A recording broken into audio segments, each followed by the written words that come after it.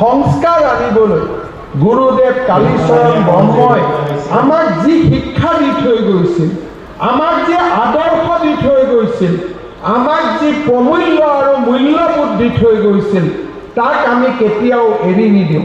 বৰঞ্চ তাক আমি আৰু শক্তিশালী কৰিম।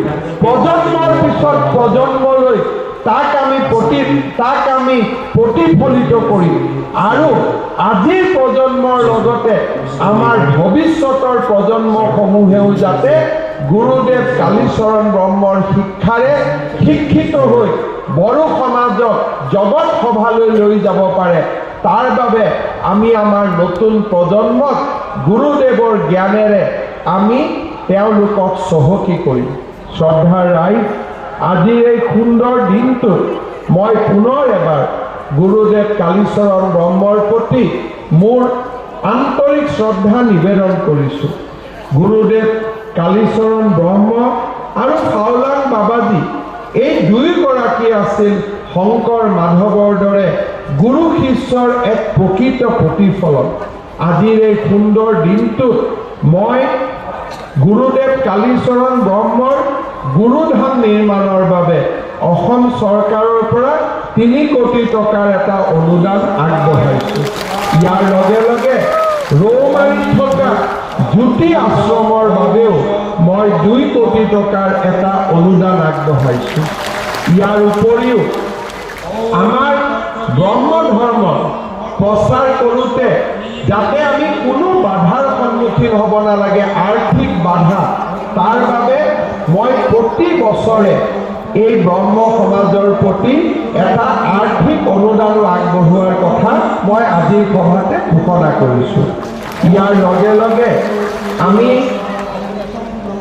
ব্ৰহ্ম ধৰ্মৰ 100টা যজ্ঞশালা নিৰ্মাণৰ বাবে প্ৰতিটো যজ্ঞশালাতে 5 লাখ টকাকৈ অনুদান দিয়াৰ কথাও ঘোষণা কৰিছোঁ।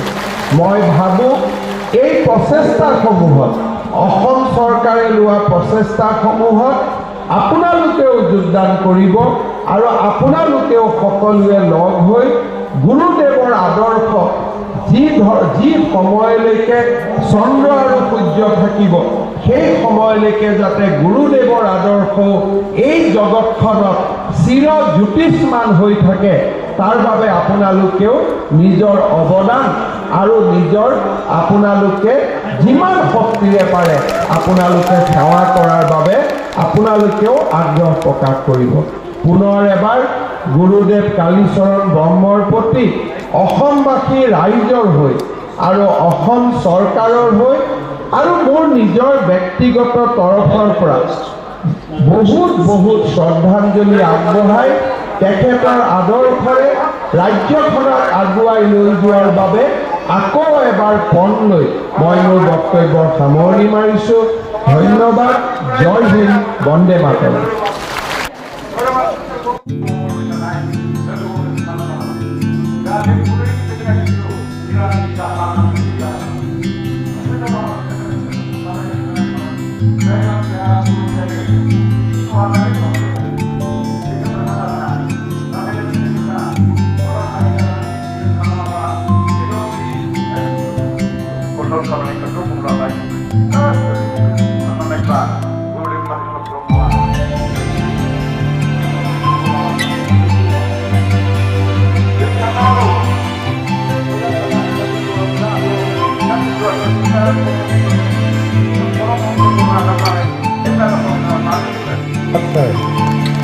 For your time, for your help,